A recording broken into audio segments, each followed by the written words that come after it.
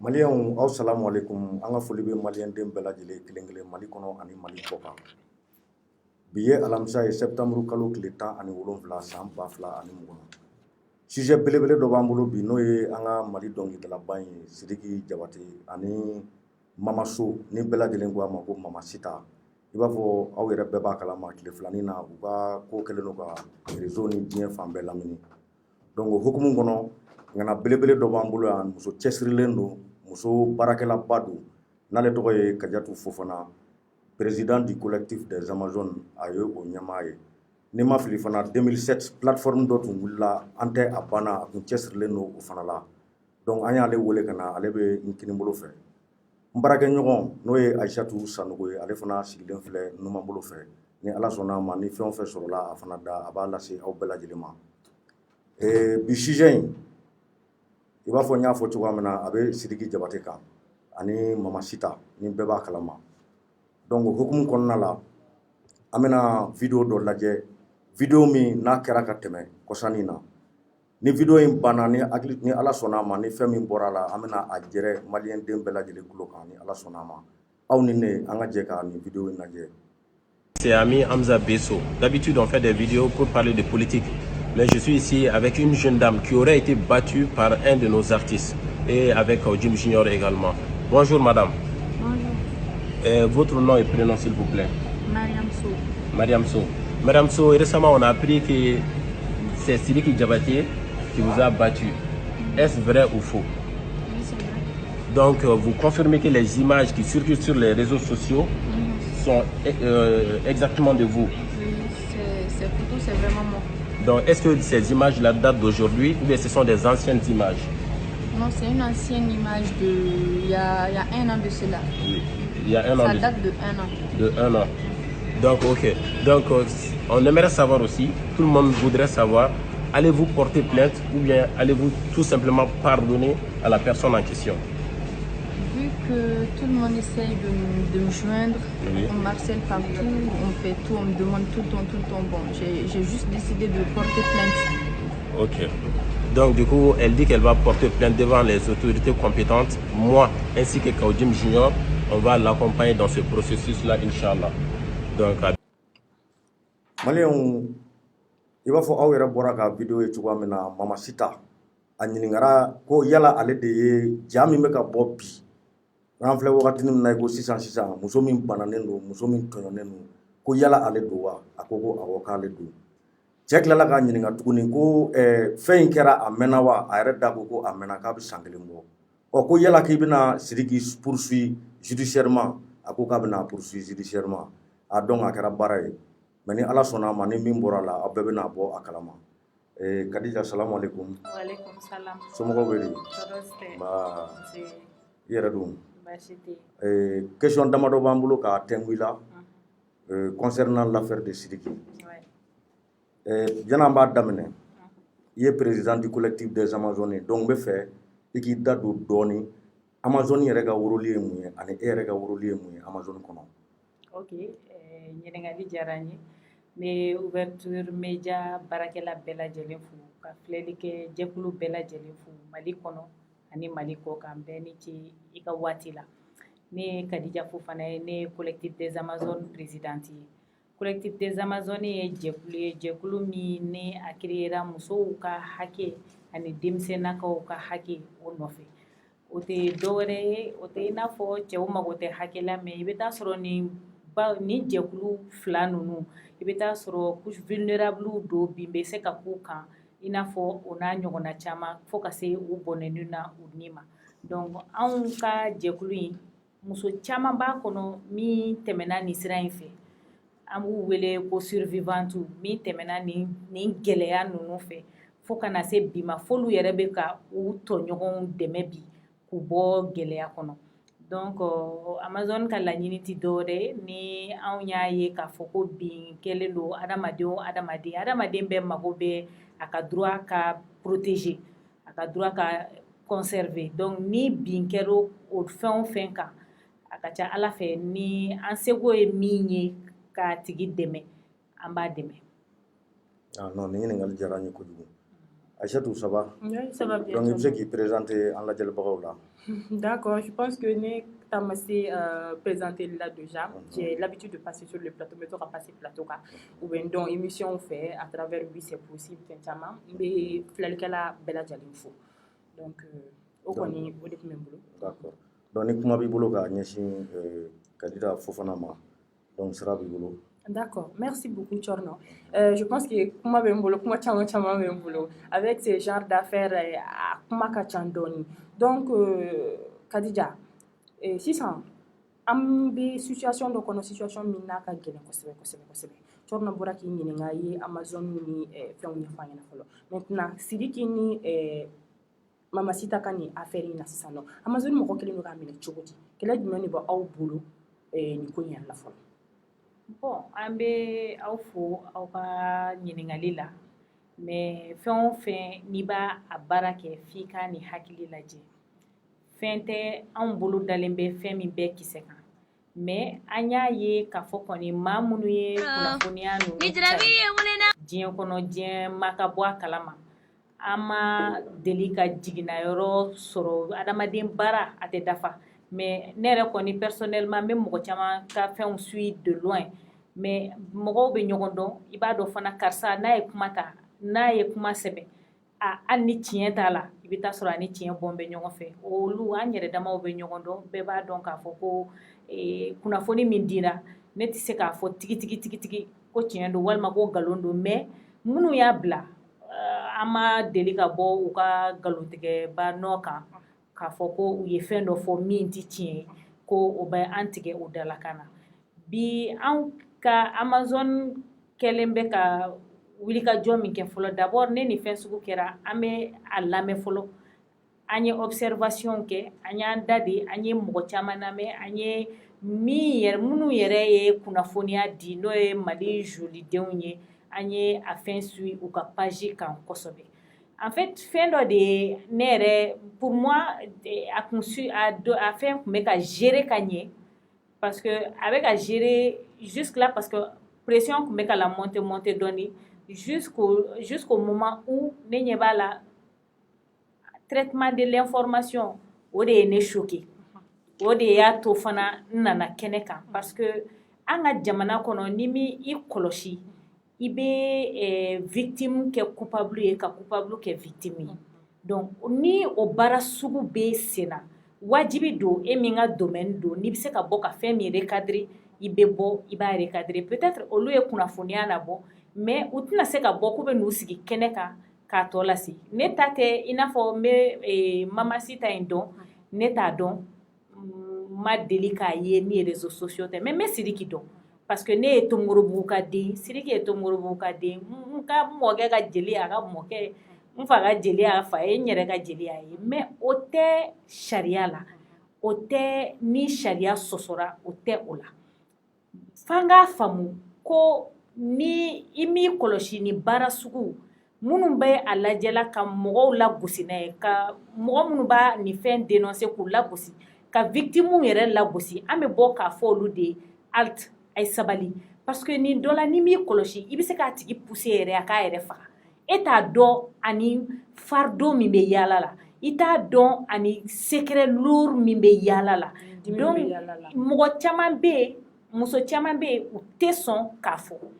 bon anw bɛ ka baara kɛ bi pour que les femmes arrivent à briser le silence autour de ça donc n'a fɔra kelen-kelenni minnu mana silence briser ko maaw ka wuli k'u lajaba k'u lagosi k'u ɲugun dɔw yɛrɛ la société kɔnɔ c'est en ce moment moi c'est-à-dire j'ai l'obligation d'intervenir munna parce que ni i mɛ i jɔ non seulement a bɛ ka kɛ minnu na dogo la ni o ye maa ba yirika ye olu tɛna sɔn k'u ta fɔ bilen caman bɛna sɔn ala ni ka to a la mais a b'a fɔ ne ɲɛ y'a fɔ min bɛ ɲɛ o ka jugu ni o ye n bɛ kɛ bolokɔnɔ tamasere ye an ka société kɔnɔ donc ni i ma i kɔlɔsi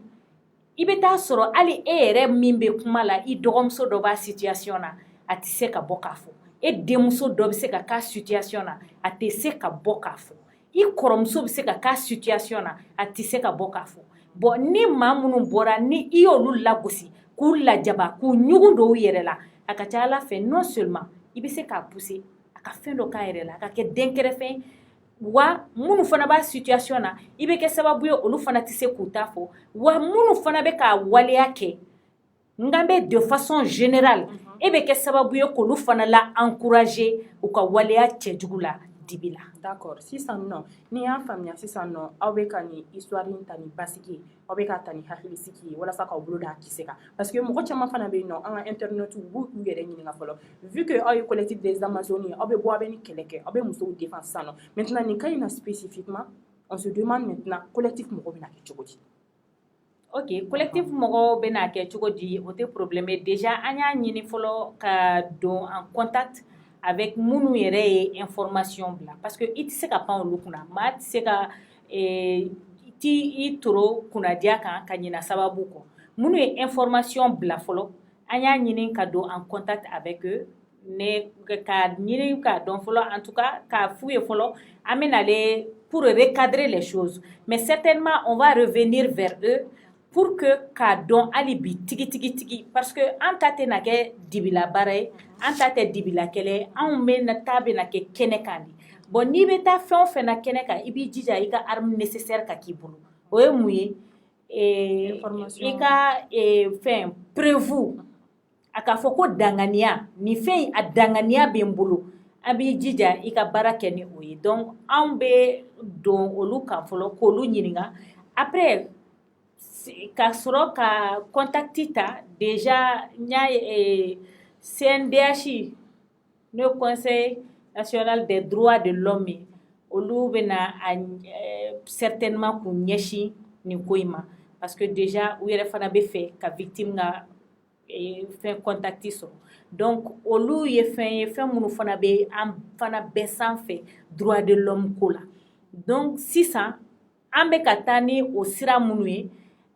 olu tɛ sira denniw ye donc ni sira denni tɛ wajibi f'i ka danganiyaw de sɔrɔ bon danganiya bɛ sɔrɔ jɔn bolo a bɛ sɔrɔ min y'a kɛ a kɛra min na ani a y'i confier min na n'o bɔra ni information ye danganiya bɛ sɔrɔ olu de bolo anw ka laɲini ye ka baara kɛ ni olu de ye ka danganiya sɔrɔ ka sɔrɔ an se ye min ye sur le terrain avec nos partenaires ka baara kɛ o sira kan. D'accord, non, ni ɲɛna. Tɔrɔ ayiwa n b'a f'i bolo fɔlɔ. D'accord, Kadija. I b'a fɔ i yɛrɛ bɔra sisan k'a fɔ cogoya min na an y'a bɛɛ faamuya mais ne bɛ fɛ ka question kelen tɛngu i la komi aw yɛrɛ kɛlen don ka wulikajɔ caman sigi nin ko n'a ɲɔgɔnna caman na bon nin affaire sugu ninnu na hakilina jumɛn de bɛ aw yɛrɛ la nin affaire sugu ninnu n'a ɲɔgɔnna ninnu na. En fait, hakilina jumɛn par rapport à quoi a bɛ sɔrɔ cogo min ou bien. Voilà, c'est à dire nin cas sugu ninnu i b'a fɔ brutalité min bɛ ka kɛ musow la ani ka u jeni ka tasuma da u la parce que n'i ye image lajɛ ka ɲɛ tu verras que a fan dɔw jenina ni tasuma ye a yɔrɔ dɔw cigarette kɛra ka yɔrɔ dɔw bana i m'a faamuya o cas sugu ninnu n'a ɲɔgɔnnaw de ko don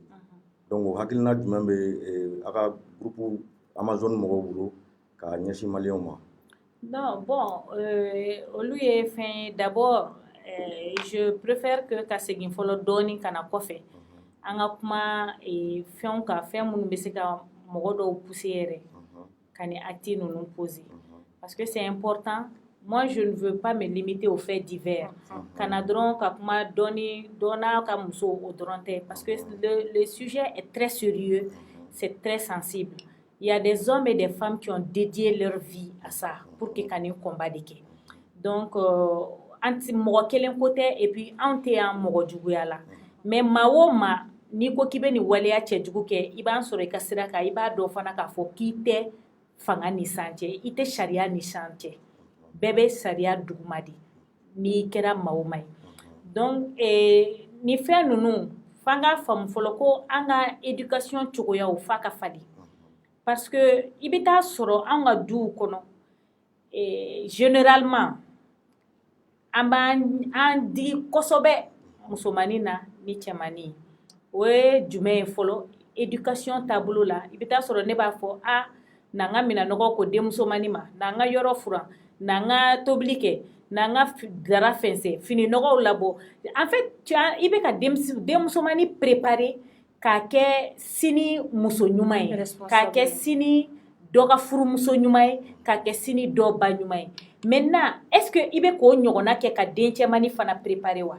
parce que généralement i bɛ taa sɔrɔ an ka den cɛmanninw laisselen don pour compte c'est à dire n'i ko den cɛmanni na minɛn ko mɔgɔw b'a fɔ kana cɛnin kɛ muso ye cɛnin to yan ka taa kulonkɛ k'a tɔɲɔgɔnninw fɛ n'i ko na an ka fɛnw kɛ ni ça c'est juste un exemple que je donne i bɛ taa sɔrɔ mɔgɔw bɛ a fɔ à chaque fois non nin to yen cɛnin to yen cɛnin to yen bon faw minnu kan ka kɛ cɛnin ka repère ye i bɛ taa sɔrɔ faw tɛ so généralement u bɛ bɔ sɔgɔma joona u bɛ don su fɛ bɛɛ kɔfɛ parce que sɔrɔw tɛ bɔli kɛ boliboliw ka ca donc ni cɛnin tora ten bɔlɔn b'a lamɔ ni bɔlɔn y'a lamɔ e yɛrɛ k'a ta k'a lajɛ fɛn fila de don minnu kan ka furu ɲɔgɔn ma u bɛ ɲɔgɔn dafa de n'i ye fankelen dilan n'i ma fankelen dilan i bɛ kojugu kɛ donc olu ye waleyaw ye waleya minnu an kan ka hakili to aw ni ne bɛɛ an kan ka hakili to o la kosɛbɛ an denmarayɔrɔw la an ka an dencɛw fana éduquer u ka kɛ sini dutigi ɲumanw ye u ka kɛ sini dɔ furucɛ ɲuman ye u ka kɛ sini dɔ fa ɲuman ye ni o bɔra yen hakilina minnu b'anw na olu ye an bɛ espace d'échange et de sensibilisation de kɛ fo mɔgɔw k'a dɔn ko nin ko ninnu cɛ ni muso contre tɛ an tɛ ka combat mener contre les hommes mais an ye ɲɔgɔn dafalan de parce que ni e ye cɛ ye peut-être tu ne vas pas te sentir concerné e b'a fɔ ne ye cɛ de ye ouais dennin a bɔr'u ka so ka taa yɛlɛma cɛ de fɛ yen a jo b'a la a ye nin k'a la d'accord c'est très facile de juger maintenant i ye cɛ ye e bɛ k'a ye ten mais don min na i bɛna kɛ denmusomani fa ye denmusomani dɔ fa ye i t'a ye ten bilen i bɛna ye cogo di parce que l'instinct de protection sera là i b'a fɔ n'i kɛra denmusotigi ye k'e k'a suma i yɛrɛ ma ko dɔ ka nin kɛ i denmuso la n'a bɛ min da i kan o don i bɛ se k'i miiri o la dɔɔni dɔ ka nin da e balimamuso kan i dɔgɔmuso i kɔrɔmuso walima i fa k'a fɔ k'a b'a da i ba kan i k'a dɔn ko i b'a dɔn o don k'a ka jugu généralement n'o éducation yɔrɔ bɔra yen bangebagaw fana ka éviter très souvent ka to ka denw bugɔ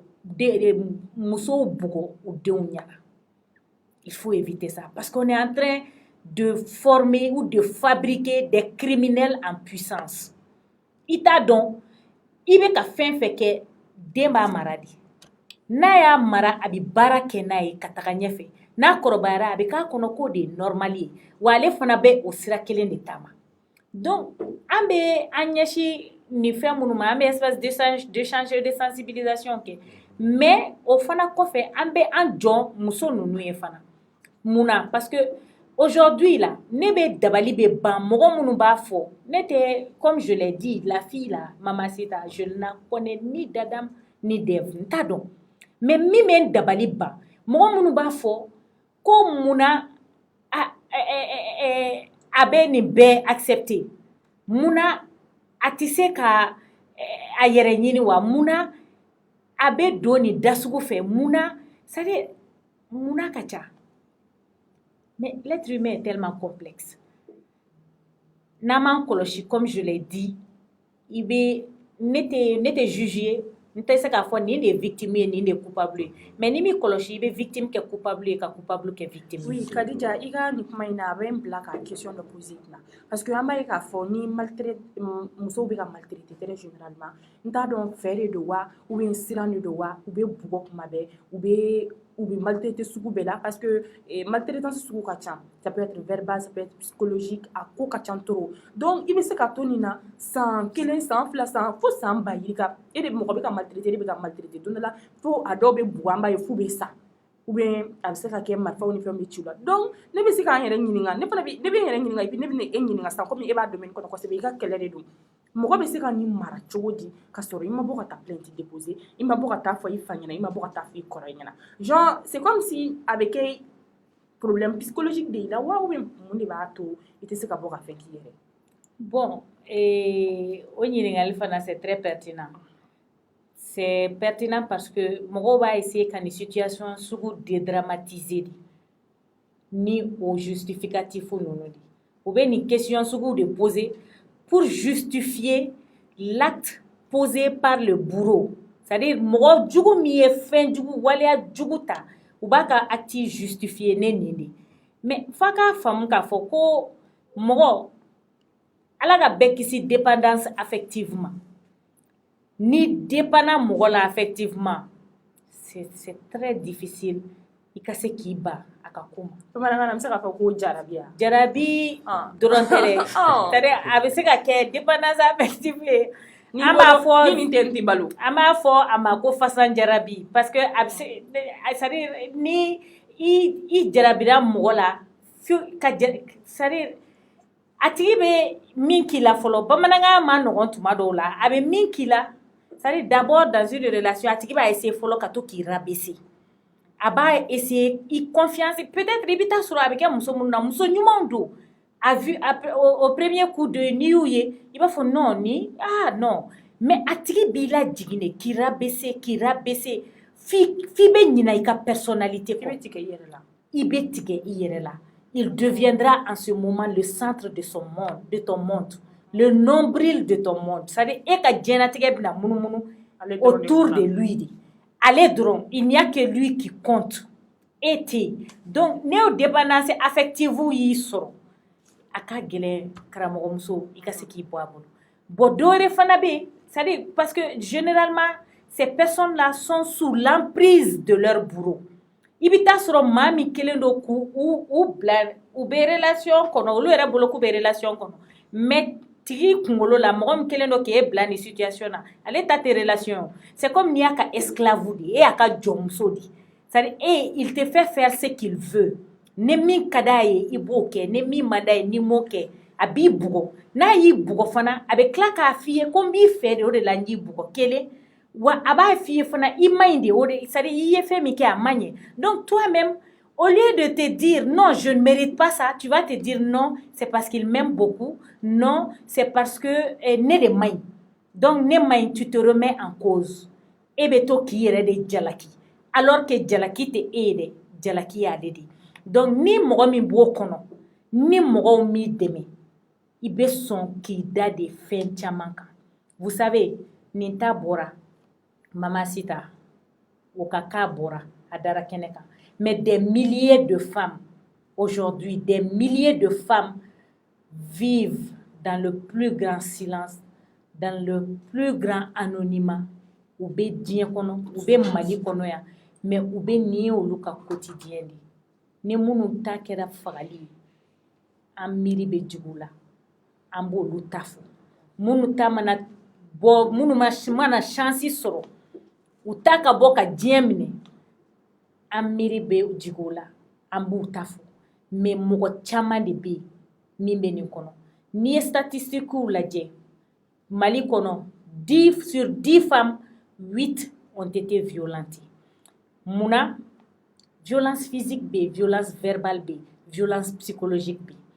donc violence fi yɛrɛ k'a dɔn fɔlɔ c'est-à-dire mɔgɔ bɛ se k'i violenter tuma dɔ la hali n'a ma s'i ma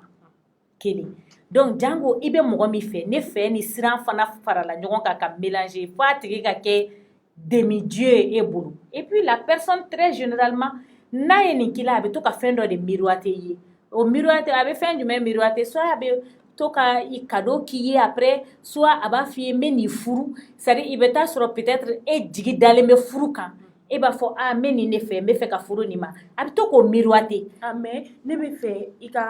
i da tugu fɛn dɔ la parce que an ka société kɔnɔna na nous sommes en Afrique a bɛ fɔ ko muso ka muɲu de a bɛ fɔ ko muso ka sabali de donc i bɛ bugɔ et tout c'est-à-dire que pas parce que n cɛ y'a dan tulo kɔrɔ bi k'i bɛ bɔ k'i bɛ taa so mɔgɔ si tɛ nin lamɛn donc du coup ne bɛ sisan k'i ɲininka sisan nɔ ni nin cas in bɛ yen nɔ sisan nɔ a tigi bɛ se ka mun de kɛ pour que a ka bɔ nin situation na d'abord a tigi f'a kɛrɛfɛ mɔgɔw de k'a dɔn fɔlɔ k'a dɛmɛ parce que n'a tigi bɛ nin ne mɔgɔ bɛ nin kɔnɔ tuma dɔ la i t'a dɔn yɛrɛ k'i ba kojugu kɔnɔ pour toi i bɛ fɛn min kɔnɔ c'est normal mon mari me bat c'est normal société fana b'a oui fo société de ka excusez-moi a hakɛ to parce que aw filɛ nin ka taa ni sujet min ye o ye entre mari et femme nin tɛ entre mari et femme ninnu ma furu oui mais d'accord général c'est-à-dire min fɔra dɔrɔn fasan jarabi Aïssatou ne bɛ ɲininka o diɲɛ kɔnɔ yan cɛ jumɛn bɛ yen k'a bɛ tasuma da i la a b'i bugɔ a b'i nɛni a b'i bana a bɛ diɲɛ fɛn bɛɛ k'i la i bɛ taa i bɛ tila ka segin ka na o ni furu tɛ kelen o nin ye cas spécial sugu dɔ de ye non seulement u ma furu non seulement woro ma bɔ muso in a bɛ bugɔ a bɛ bana a bɛ nɛni a bɛ taa a bɛ furakɛ o dugusɛjɛ a bɛ segin ka na Kadijatu yɔrɔ o ni furu kɔni ta tɛ kelen o. D'accord ani furu ta tɛ kelen ye furu bɛ yen mais kanu fana ye furu dɔgɔnin de ye ne tɛ yan pour que ka kanu encourager n tɛ yan pour que ka kanu dénigrer mais n bɛ yan fɛn min kama c'est l'état d'esprit c'est-à-dire en fait nin bɛɛ mɔgɔ minnu bɛ se ka nin waleya sugu kɛ u ka état d'esprit bɛ se ka kɛ mun ye jɛ kɔnɔ n bɛ k'o décrit pour que mɔgɔw kana don dingɛ dɔ kɔnɔ o dingɛ ye mun ye c'est-à-dire déjà e bugɔra o dimi b'i kan i ni b'a tigi fɛ o dimi b'i kan i bɛ fɛ a k'i la don o dimi b'i kan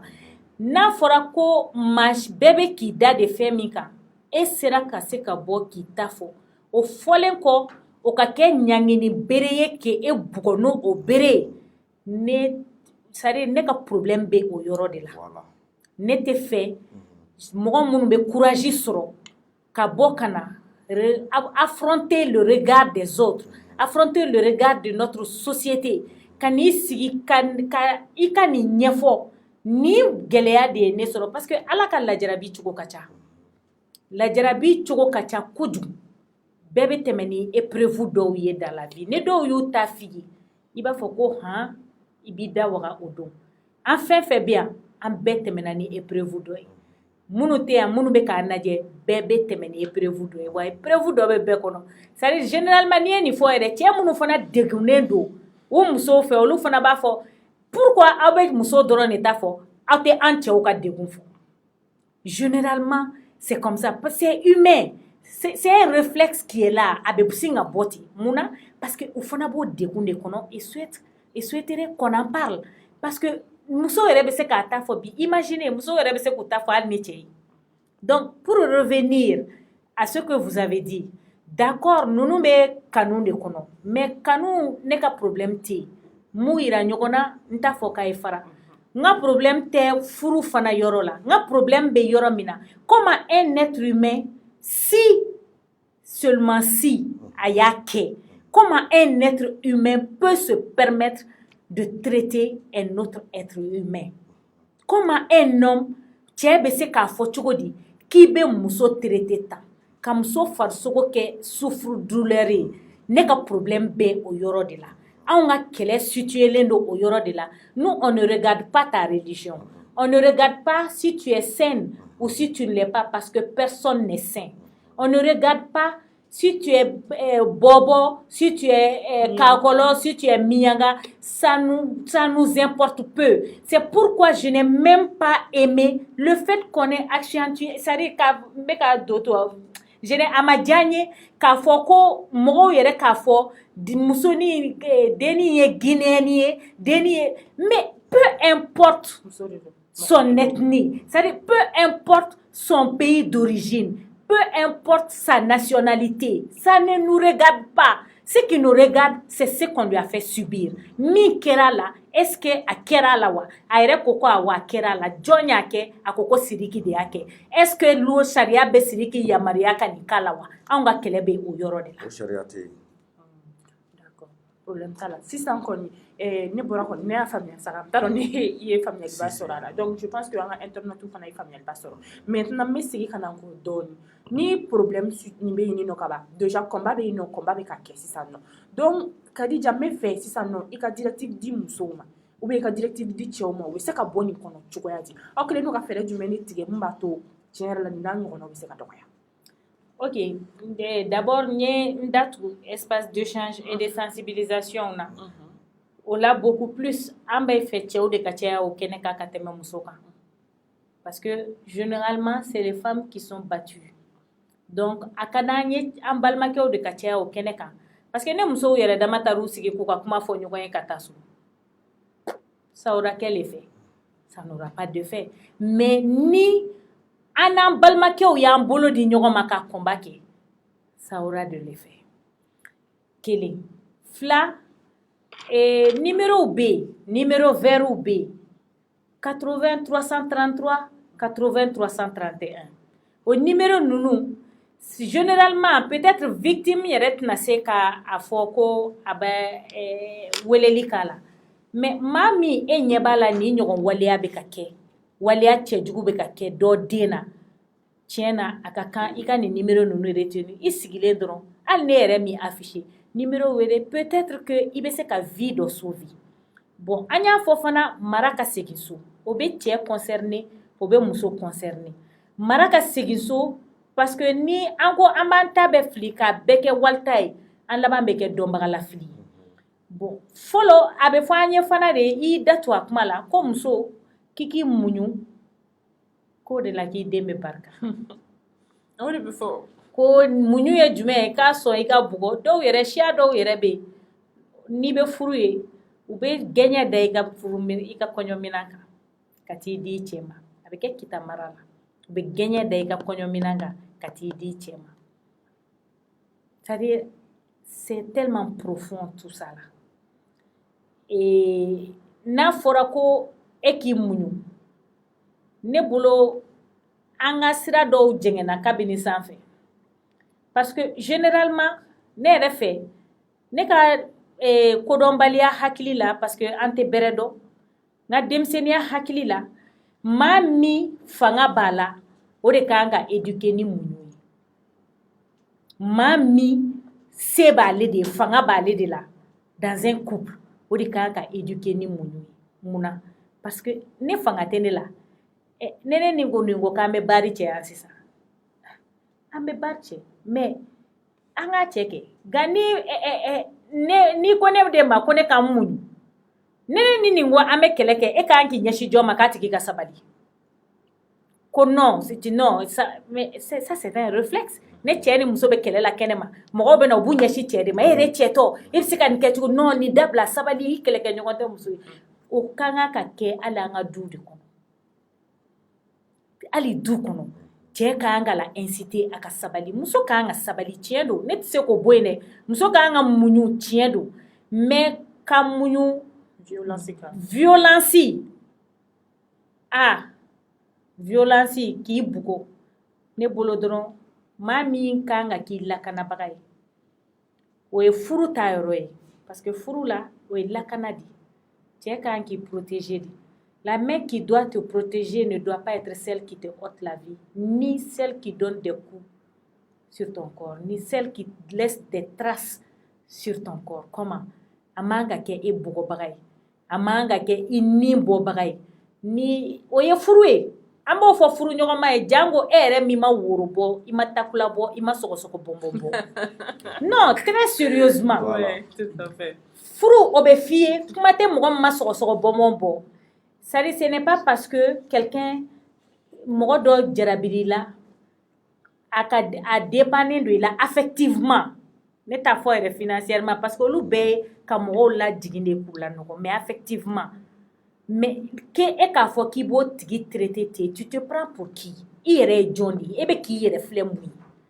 tu dois rester dans les normes tu dois respecter les lois de la société parce que tu n'es pas un être à part i tɛ mɔgɔninfin ye mɔgɔninfin min y'a dama mɔgɔ ye i bɛ société dɔ de kɔnɔ o société in o ye norme dɔw de sɛbɛn ka mesure dɔw de ta ka règle dɔw de bila ye wa e b'i bɛrɛ bɛn o de ma i b'o respecter n'i m'o respecter vraiment i ni min ka kan o bɛ k'i la wa o bɛ f'i ma. Voilà. Bon o hukumu de kɔnɔna la ne bɛ n balimamuso jalaki dɔɔni mais o kɔrɔ tɛ ko n bɛ Sidiki supporter dɛ n b'a jalaki dɔɔni mun kama parce que elle a trop pris trop de temps yanni a bɛ bɔ ka nin fɛn ninnu kɛ ninnu kan ka kɛ depuis très longtemps a tun kan ka bɔ a mɛnna sinon ni Sidiki ka nin kɛwale an bɛ nin to justice ma comme a yɛrɛ ko k'a b'a poursuivre donc an b'a to justice b'a ka baara kɛ mais ne bolo ale tun kan ka bɔ joona sinon même moi je condamne cela wa Mali yɛrɛ fana sariyaw bɛ yen nɔ u b'a condamner k'a fɔ ko ka muso brutaliser muso yɛrɛ wulila ko ka hakɛw d'u ma pour que u bɛ se ka place sɔrɔ u da bɛ don diɲɛ ko bɛɛ la mais n'a tun wulila ka bɔ joona ka kuma k'a fɔ ko nin ne bɛ ka kɛ na nin ne bɛ ka kɛ na est ce que a tun bɛ se nin bɛɛ ma ou bien est ce que rancune dɔ de ma na ou bien ko dɔ de nana ni bisi ninnu kɛra po ye c'est à dire en tout cas ne bɛ jigin Mama Sita la dɔɔni m'a fɔ ko Sidiki a raison hein. Moi à sa place il nin wagati bɛɛ kɔnɔ il faut pas attendre une année k'a fɔ i bɛ tila ka bɔ k'i bɛ reproche kɛ ou bien i bɛ image yira. Tcherno, vous n'êtes pas à sa place. D'accord? Personne ne peut imaginer ce qu'une victime peut ressentir dans ce genre de situation. Mɔgɔ si tɛ se k'a fɔ maa min bɛ nin situation sugu la ko ni ne tun b'i place la n b'a kɛ tan, c'est très facile k'o fɔ. Oh, mais pourquoi attendre jusqu'à ce moment? Mais Tcherno, e b'a dɔn ni mɔgɔ ye traumatisme subi e bɛ adamadenw bɛɛ ka réaction dɔn face à cela. Peut-être e bɛ nin fɔ ni gestion ka nɔgɔ e ma, mais ni fɛn wɛrɛ nana min bɛ fɔ ko min ye ko gɛlɛn ye. Par exemple sisan même misali dɔrɔn de ta, misali a kana mɔgɔw choquer, mais n bɛ fɛ ka i bila fɛn dɔ kɔnɔ, karikan dɔ kɔnɔ, i k'a faamu ko fɛn dɔw bɛ yen a ka gɛlɛn tuma dɔw la buna adamaden ma i k'a fɔ k'i b'a fɔ. Jango anw bɛ société min kɔnɔ. N bɛ misali ta tuguni n bɛ segin a kan a kana mɔgɔw choquer. C'est-à-dire e ye cɛ ye, an k'a kɛ sisan dɔ ka e Tcherno ye dɔrɔn ka baga i ma, i b'i hakɛ to, mais ka se i ma. Ka se i ma k'i bugɔ tɛ dɛ, ka se i ma a man ka se i ma cogo min na ka se i ma ten. Est-ce que a fɔli bɛ nɔgɔya? A tɛ nɔgɔya. A fɔli tɛ nɔgɔya. A fɔli tɛ nɔgɔya dɛ. A fɔli ma nɔgɔ. Bon, o ye cɛ ye. N'a fɔra k'e cɛɲɔgɔn dɔ ser'i ma, k'e ka taa plainte kɛ, k'i ka t'i sigi, k'i ka n'a ɲɛfɔ, parce que k'a fɔra k'a kɛr'i la, mais anw bɛ fɛ e ka n'a ɲɛfɔ de. Tcherno, non, a ma nɔgɔ. e tɛ se k'o fɔ, o ye ka épreuve ye. Ale ka épreuve ye nin de. Et puis, Tcherno, n bɛ fara Kadija kan yɔrɔ la. D'accord. C'est-à-dire, j'allais en venir, a bɛ emprise dɔ kɔnɔ, emprise min non seulement a b'a tigi fɛ,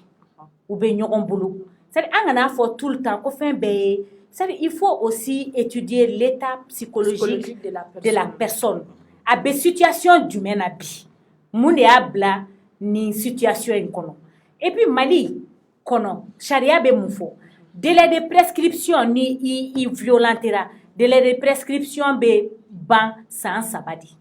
Je parle sous le contrôle des juristes. D'accord, ne yɛrɛ tun bɛna ɲininka. Parce que délai de prescription bɛ yen. N'i ye délit kɛ, n'i ye mɔgɔ violenté, si c'est un délit,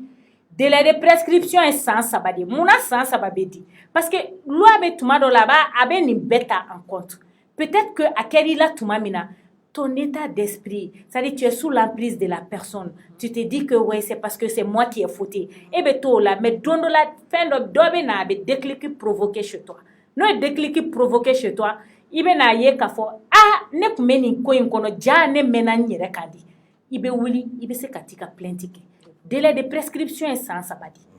Bon ni délai de prescription fana kɛra ni tigi maa min ye nin fɛn kɛ n'a sɔrɔ a ma kɛ fo ka fɛn dɔ k'i yɔrɔ dɔ tigɛ a m'i sen tigɛ a m'i bolo tigɛ a m'i ɲɛ ci a m'i kɛ infirme ye c'est-à-dire a m'i kɛ mɔgɔtɔ ye ni o fɛn bɛ kɛ je parle là encore je parle sous le contrôle des juristes a bɛ se i bɛ se ka kaso c'est-à-dire i bɛ se ka garisɛgɛ kaso la fo ka se san 5 ma an ka jamana kɔnɔ bon ni muso ko k'a kɛra a san 1 ye nin mais quand même moi je ne comprends pas cette impatience ka mɔgɔw ye k'a fɔ mo de ne yɛrɛ révolté ne nana bi sinon je vous assure que moi j'allais même peut-être rester en dehors de cette histoire parce que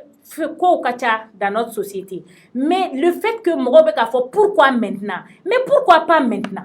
Oui, le problème est mouillé. Mɔgɔw t'a kalama k'a fɔ ko ni situation in bɛ nin cogoya la. Genre ni wa bɛ nin cogoya la tantôt que c'est aussi profond. Parce que a bɛ fɔ dɔrɔn ni fɛn yɛrɛ bɔra Tcherno bɔra sisan k'a fɔ ka kuma kɔnɔna na ni i bɔra bi sinikɛnɛ bon du moment où cicatrice ni fɛnw b'i la directement pourquoi i ti boli o yɔrɔnin bɛɛ siɲɛ kelen dɔrɔn ka taa plainte déposer ka se policiso la donc du coup a yɛrɛ bɔra sisan k'a fɔ a ka kuma kɔnɔna la cogoya min na c'est-à-dire il faut souvent du temps a tigi k'a yɛrɛ sɔrɔ ou bien a tigi ka se ka da a yɛrɛ la ka bɔ e ye situation fɔ ninnu ka nin situation in filɛ nin sisan non n bɛ hakɛto ɲini a tɛ furu kɔnɔna la i tɛ furu kɔnɔna la e bɛ relation min na furu tɛ woro ma bɔ a yɛrɛ bɔra k'a fɔ ko hali tako la kuma tɛ bɔn mɔ ko ma bɔ moi je m'excuse n tɛ fɛ ka mɔgɔ si dénigrer bɛɛ n'i ka relation taabolo don a ka gɛlɛn Tcherno mɔgɔ min bɛ o situation na k'i bɛ bɔ k'o yira diɲɛ bɛɛ la kuma tɛ tuguni k'a fɔ tuguni k'o tigilamɔgɔ ye e bugɔ k'i bɛ disi gosi n'a ye ou bien k'i bɛ bɔ k'i bɛ taa kɛ. Est-ce que tu comprends un peu? Donc du coup mɔgɔ ne bolo mɔgɔ minnu bɛ k'a fɔ sisan de a bɛ bɔ ka taa kɛ ou bien rancune dɔ de bɛ ainsi de suite. Je pense que c'est maintenant qu'elle est prête ou bien qu'elle a eu le courage ka bɔ ka taa a fɛn. En plus de tout cela, imaginez un temps soit peu. C'est-à-dire ni muso bɛ tɛ n'a fɔ denni mais muso bɛ situation min kɔnɔ. On a parlé de beaucoup de choses. On a dit qu'on lui a fait faire beaucoup de choses. A bilala ko ka ko caman kɛ. Mais vous pensez que du jour au lendemain, mɔgɔ bɛ se ka wuli k'o fardeau bɛɛ porter? Fɛn caman fɔra ne yɛrɛ tɛ se ka n da don ne tɛ fɛ ka segin olu kan. Mais imaginez a ka fɔ ko nin bɛɛ kɛra e de la. Mais vous pensez que c'est facile pour cette personne ka wuli dɔrɔn du jour au lendemain k'a fɔ ko awɔ ko tiɲɛ don nin bɛɛ kɛra n na? Ce n'est pas facile. C'est pas facile du tout. Donc a tigi tɛ se k'a fɔ k'a bɛ nin fardeau in bɛɛ ne yɛrɛ bɛ ka jɔrɔ ni min ye ça c'est sa réinsertion dans la société. C'est en ce moment que nous on va intervenir parce que a ka réinsertion bɛ kɛ cogo di après ça? Ça, on est dans l'euphorie, voilà, dans la recherche du buzz, mais c'est pas ça, nous, notre objectif. Ni quoi fait, à la réinsertion, société qui regarde envers elle, et elle-même, comment elle va se sentir dans la société, et même comment elle va se sentir dans sa famille, et comment elle va se sentir, ni ala ya garsige furuche werela, furuche nyuman dola. Mais imaginez, Mali connaît un bi, an ne cɛ mi furu, a mi minɛ foyi la, ni nɛgɛ bɔra la don min na a bɛ diɲɛ sɔn bɛɛ da i la. Donc, quelqu'un qui a un passé aussi lourd qu'on a mis sur la toile, sur les réseaux, sur la place publique. Maintenant, elle doit vivre avec ça. Elle doit être très forte.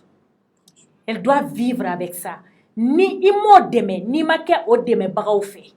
N'a sɔrɔ ni fɛn bɛɛ kɛra ne ma k'o dɛmɛbagaw fɛ k'a ka réinsertion nɔgɔya ni ala y'a garisɛgɛ cɛ ɲuman na cɛ min tɛna se k'a rabaisser ni nin kuma ye don dɔ la tiɲɛ na i man ka kɛ a lagosibagaw fɛ k'a fɔ ko mun na i ye nin kɛ là n'est pas le problème n'an ko an bɛ mɔgɔ ɲininka i ka munna la victime ɲininka munna la tiɲɛ yɛrɛ la caman b'i da de a ta kan u bɛ bɔnɛ u niw na k'u to u ta kɔnɔ furu kɔnɔ wo kanu kɔnɔ wo a bɛ a fan bɛɛ fɛ. D'accord, Khadija nin diyara n ye trop. Donc ɲininkali laban min bɛ ne bolo nin fɛn sugu ninnu n'a kɛra disposition sugu jumɛn bɛ se ka ta comme nin disposition ma ta fɔlɔ parce que u yɛrɛ an ye vidéo lamɛn ɲɔgɔn fɛ a ko ni ala sɔnna a ma k'u bɛna wele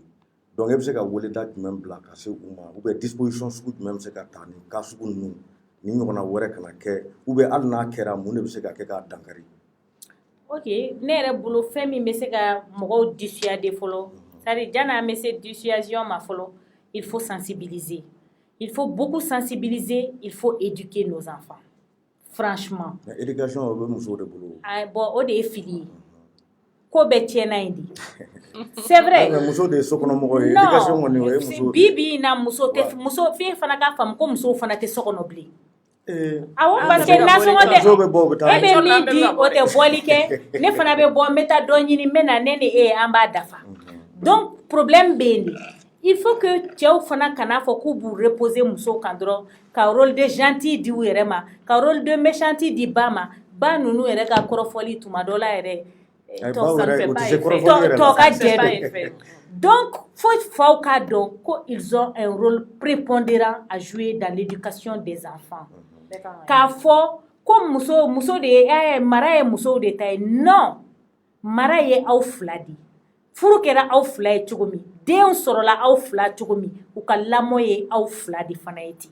kelen o ye mara ye il faut que an ka denw ka éducation cogoya yɛlɛma il faut que an mɔgɔkɔrɔbaw an ka fara ka ɲɔgɔn neni denw ɲɛna an ka fara ka ɲɔgɔn bugɔ denw ɲɛna fo ka taa se ninbɔw ma. Parce que nin dɔw bɛ se ka kɛ o fruit ye ni n ko éducation o bɛ fɛn caman ta en charge parce que mɔgɔ minnu bɛ nin kɛ fana tuma dɔ la i bɛ taa sɔrɔ a dɔw tɛ hali u yɛrɛ ma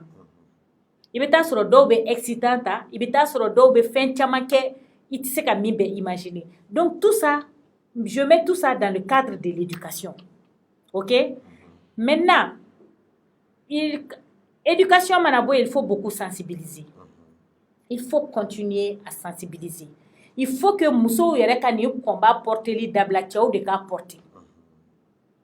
cɛw de k'a fɔ non on ne veut plus qu'on touche à nos sœurs les femmes là elles ont besoin c'est-à-dire tuma dɔ la yɛrɛ e bɛ muso c'est-à-dire i bɛ taa sɔrɔ hali an tɛ fɛn caman ɲini koyi juste une marque d'attention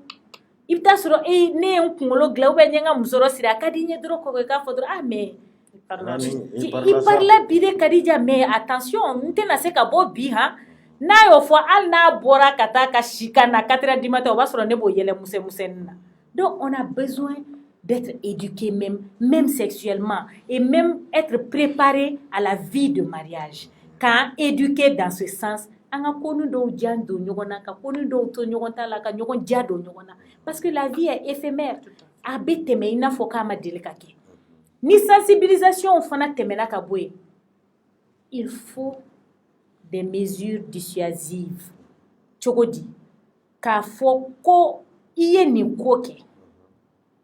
i ni ɲangini bere min ka kan quelle que soit ta situation dans la société n'a y'i diya kɛ président de i ye nin ko kɛ ɲangini bere min kan ka da i kun o ka da i kun et que tu serves de leçon pour les autres a ka yira k'a fɔ ko c'est-à-dire e kan ka kɛ misali di mɔgɔ tɔw ma cogo di i ye ko min kɛ waleya cɛjugu min kɛ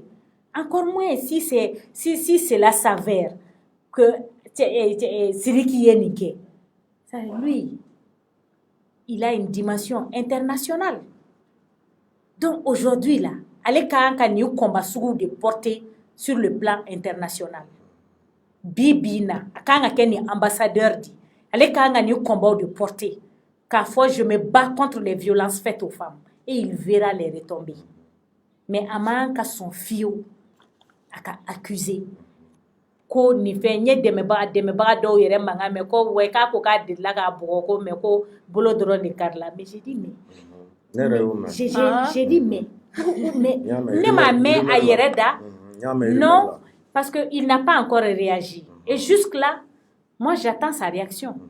si aussi il a préféré ka réaction to ye justice de fɛ c'est tout à son honneur on attend sa réaction parce que il ne doit pas oublier qu'il est quand même l'idole de beaucoup de nos enfants. Ne y'a mɛn ne ko Ala kana k'a ye pour plusieurs raisons jani a tigi ka identité bɛ fɔ parce que j'ai dit d'abord ne dɔ de don je suis de Tomikorobugu an ye wolo ɲɔgɔn ye mɔ ɲɔgɔn ye au-delà de ça mes enfants c'est-à-dire olu bɛ non Sidiki elles sont gaga devant quand elles voient Sidiki à la télé. Donc, tu ne peux pas incarner ça et être,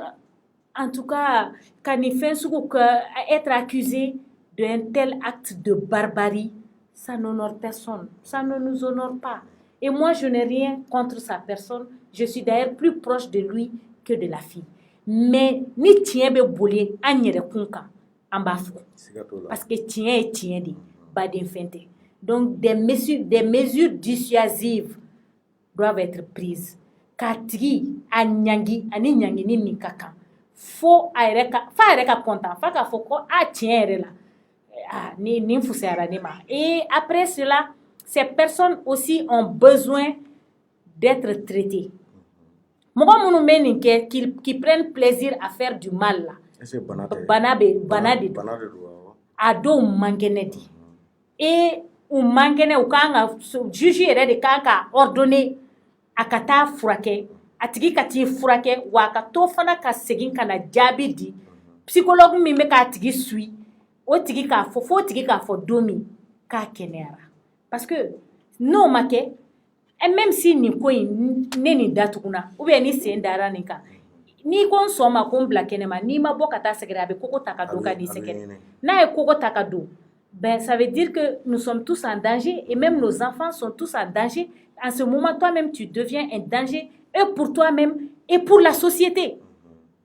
Donc, atigu kanga don non seulement la fille qui aurait subi ça là, elle a besoin d'accompagnement, de suivi psychologique, et puis qu'à des réinsertion dans la société. Mais moi, aussi a besoin non seulement des mesures dissuasives,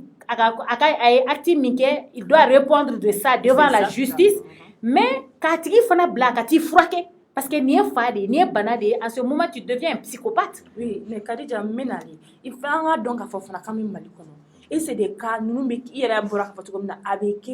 les kourou kara. Ni doya farata kuna en fait. Comme on a dit bien, muso be violence ta tchao sekere to comme na tchao wa ta muso sekere. Très généralement bon tchao de be ou ka violence qui ni faray. Muso be kumari. Donc ni tchao ka violence qui ni faray ou seka na ni bana ou seka na ni faray ainsi de suite kata. Il y a sensibilisation fort, il y a mesures dissuasives fort, il y a maladie ou fort. Maintenant ni sensibilisation il faut est-ce que mesure talemba au bolo voilà sa sensibilisation mais c'est ka charimo. Parce que malika bon ka il faut menaka. Maintenant, comment est-ce que vous êtes en train de procéder? Alors, il faut que chacun de nous chacun de nous doit comprendre qu'il est un vecteur de communication. Chacun de nous doit être un porteur de flambeau dans cette lutte. Parce que Anchi épargne l'été. Peut-être, on peut penser que ça n'arrive qu'aux autres, mais ça peut nous arriver. Tout à fait. Peut-être même qu'on est passé par là. Qui sait? Personne ne sait. Donc, c'est pourquoi j'ai dit tantôt, moi, de kanga ni combat est reporté. On s'est mis à notre niveau. C'est-à-dire, un espace de change, espace de sensibilisation, d'échanger des sensibilisations. Oui, et et puis, on me 8 mars dédié au-delà. Pendant tout le mois de mars, on sensibilise les gens dans ce sens. Donc, amba minke amba lanyini tchao de kachaya kene kono kateme musoka. Mais ni muso tiara au fana tabarkala yemi fo autant les femmes peuvent être victimes de violence, autant les hommes aussi peuvent être victimes de violence. Muso do be degun fu be wuli dondo la dro ka chefa.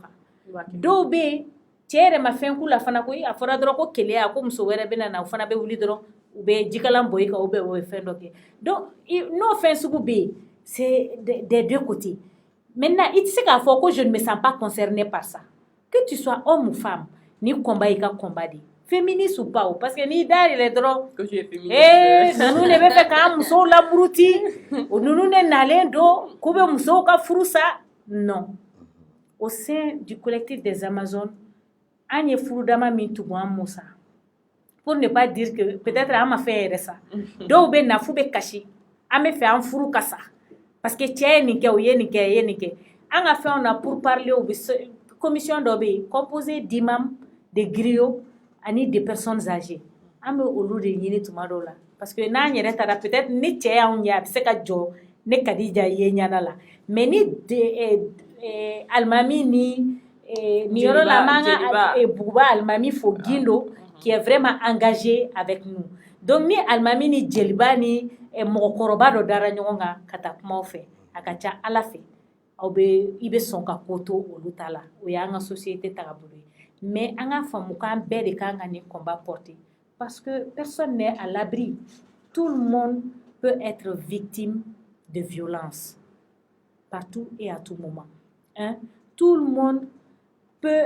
être victime, c'est-à-dire kania ka droit mode enfin fait fleni en beka droit be se kaminana dono la. Ce n'est pas parce que tu es aujourd'hui dans une position de force que tu dois laisser pour compte ou bien ce n'est pas parce que ebe situation na tiebi negen ke kanga foko way ko ni meka ke muso mununa ibasoro o mainde do fana ba essayer ko justifier en balmamso ala ka hinala mbe tasi blake ale ni victime bela jele fantasé ou fofana be faga domina a furu cɛfɛ mun ye ne yɛrɛ dusu bɔ ka ne don lutte la n kelen ka commentaire mɛn lorsque les gens ont dit qu'a-t-elle bien pu faire pour mériter c'est-à-dire ko tuma la ko est-ce que ko cɛ m'a minɛ kamalentigɛ de la wa comme si cela pouvait justifier un tel acte foyi tɛ nin justifier k'a fɔ ko ne ye karisa ta n ye so de d'a ma n ye mobili foyi tɛ nin justifier Nini walde nyana la odo nauma nyala jani bi klena docteur sola walma k'i tilen n'a ye cimetière la i tilen n'a ye u ka so parce que i bɛ taa sɔrɔ ale ni e blé aw tɛ ɲɔgɔn ka bonheur kɛ mais peut-être que son prince charmant est quelque part dans le monde et que toi aussi i fana ka princesse bɛ quelque part dans le monde ça ne sert à rien a k'a fɔ non ne ye wari de di muso ma donc k'a ye nin kɛ n b'a bugɔ ko culture k'a fɔ k'i b'o n'o cultiver k'o don mɔgɔw kunkolo la ko non ni cɛ ye nin k'i ye n'i ma nin kɛ a kan k'i bugɔ pourquoi e b'a bugɔ pour c'est-à-dire tu es qui e ye jɔn de k'i b'a bugɔ jusqu'à ka se ka nɔw bɔ a fari fan bɛɛ la ah non ça c'est un traitement inhumain i bɛ ninnu ye fɛn tankolon tuma ninnu de la mais nin tɛ kɛ bilen c'est même sauvage les gens qui font ça vraiment sont des sauvages et il va falloir qu'on essaie un peu k'ula na civilisation kɔnɔ dɔɔni. D'accord. Kadija Fofana donc wagati ye an ta an tɛgɛ ma émission sera a kuncɛ yɔrɔ la donc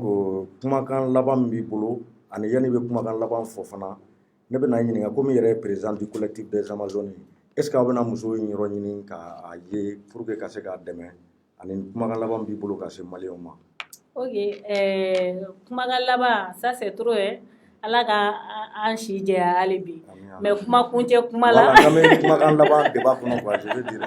i kun b'o fara kan Ala ka na nin k'an si ka kumakan laban ye donc kuma kuncɛ kuma na an bɛ min fɔ dɔrɔn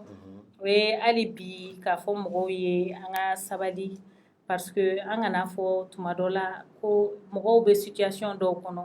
et que ne ni karisa de ka surun karisa de bɛ ne ka affaire kɛ karisa de ye ne ka mɔgɔ ye ni mɔgɔ ko don bi ni mɔgɔ ka surun bi k'i bɛ n'i sigi ka nin kuma fɔ moi je n'aurais jamais tenu de tels propos